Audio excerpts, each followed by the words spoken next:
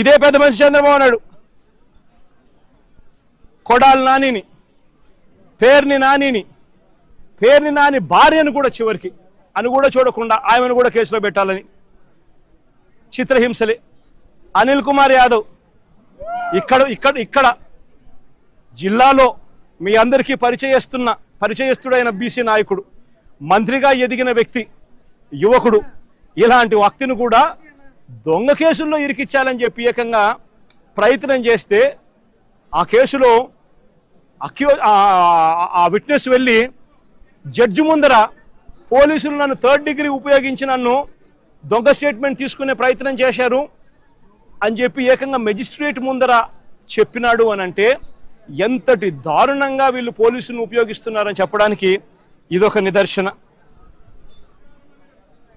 జోగి రమేష్ మరో బీసీ నాయకుడు, సజ్జల రామకృష్ణారెడ్డి మా పార్టీలో మరో సీనియర్ నాయకుడు, ఆయన కొడుకును కూడా వదలడంలా, ఆయన కొడుకును కూడా భార్గవరెడ్డిని ఆపిల్లోని కూడా వేధించే కార్యక్రమే.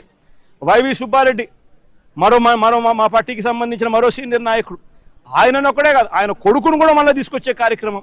దేవినేని అవినాష్ విజయవాడకు సంబంధించి దేవినేని అవినాష్ మా జిల్లా కృష్ణా జిల్లా అధ్యక్షుడు, ఆయనను కూడా చిన్నపిల్లోడను కూడా చూడకుండా ఆయన మీద కూడా కేసులే.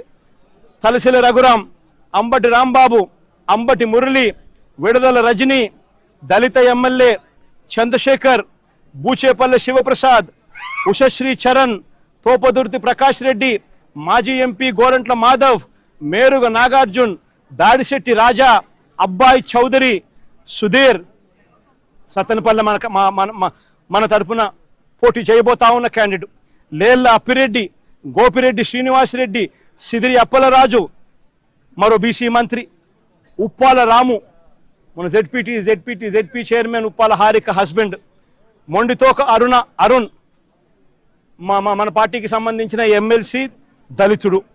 ఈ నాయకులందరి మీద కూడా తప్పుడు కేసులే. మా ప్రతాప్ అన్న కూడా ఇక్కడే ఉన్నాడు. ప్రతాప్ అన్న కూడా మీద కూడా ఇంకో తప్పుడు కేసు. ఇవి కాక ఇతర నాయకుల మీద, ఇతర కార్యకర్తల మీద సోషల్ మీడియాలో చంద్రబాబు నాయుడు గారి ప్రభుత్వం చేస్తూ ఉన్న అన్యాయాలను ప్రశ్నిస్తూ ఉన్న వాళ్ళ మీద కొన్ని వేల సంఖ్యలో కేసులు పెడతా ఉన్నారు, హరాస్మెంట్ చేస్తూ ఉన్నారు. నేను అడుగుతా ఉన్నా చంద్రబాబు నాయుడు గారిని, అయ్యా చంద్రబాబు, నువ్వు చేసే ప్రతి పని కూడా ఒక తప్పుడు సాంప్రదాయానికి నువ్వు విత్తనం విత్తుతున్నావు. ఇదే విత్తనం రేపొద్దున వృక్షం అవుతుంది. నువ్వు ఏదైతే ఇత్తుతావో అదే పండుతుంది. రేపొద్దున ఎల్లకాలం నీ ప్రభుత్వమే ఉండదు. రేపొద్దున కన్ను మూసుకొని కన్ను తెరిచేసరికి మరో 3 సంవత్సరాలు అయిపోతుంది. 3 సంవత్సరాలు అయిపోతే ఆ తర్వాత వచ్చేది మా ప్రభుత్వం. మా ప్రభుత్వం వచ్చిన తర్వాత ఇదే చంద్రబాబు నాయుడు గారి అడుగులకు మడుగులు ఎత్తిన ఈ పోలీస్ అధికారులకు ఎవరెవరైతే అన్యాయాలు చేశారో, ఎవరెవరైతే తప్పుడు పనులు చేశారో వాళ్ళందరిది కూడా లెక్క జమా తీస్తాం. వాళ్ళందరినీ కూడా చట్టం ముందర నిలబెడతాం. వాళ్ళందరినీ కూడా ఏదైతే మీరు విత్తనం విత్తారో అదే రేపొద్దున రెండింతలై మీకు తిరగబడితే మీ పరిస్థితి ఎలా ఉంటుందో మీ అందరికీ కూడా రేపొద్దున అర్థమయ్యేట్టుగా కూడా ఖచ్చితంగా రాబోయే రోజుల్లో జరుగుతుంది. ఇప్పటికైనా మేలుకో చంద్రబాబు అని చెప్తున్నా, ఇప్పటికైనా చంద్రబాబు తెలుసుకో అని చెప్తా ఉన్నా, ఇప్పటికైనా మీ నైజాన్ని, మీ వైఖరిని మార్చుకో అని చెప్తా ఉన్నా. అలా చెయ్యకపోతే మాత్రం రేపొద్దున జరిగే పరిణామాలకు మాత్రం ఖచ్చితంగా బాధ్యత మీరే వహించవలసి వస్తుంది చంద్రబాబు నాయుడు గారిని. ఆయనకు అడుగులకు మడుగులు ఎత్తే ఈ అవినీతి అధికారులను వీళ్ళందరినీ కూడా హెచ్చరిస్తూ ఉన్నా. అధికారులు కొంతమంది అనుకుంటా ఉండొచ్చు, మేము రిటైర్ అయిపోతామనో, లేకపోతే విఆర్ఎస్ తీసుకొని పోతామనో, లేకపోతే ఇక్కడ నుంచి కనపడకుండా విదేశాలకు వెళ్ళిపోతామేమో అని చెప్పి అనుకుంటా ఉండొచ్చు. ప్రతి అధికారికి చెప్తా ఉన్నా, 7 సముద్రాలు అవుతారు,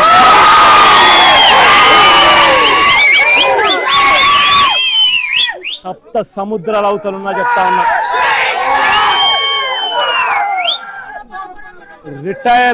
రిటైర్ అయి ఉన్నా కూడా చెప్తా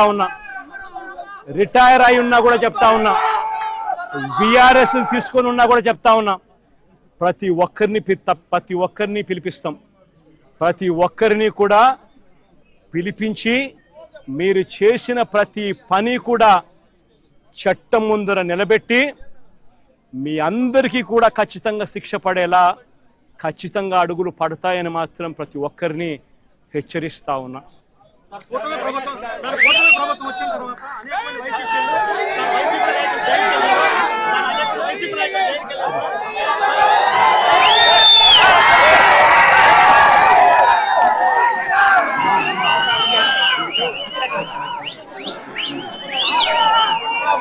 నేషనల్ మీడియా బయట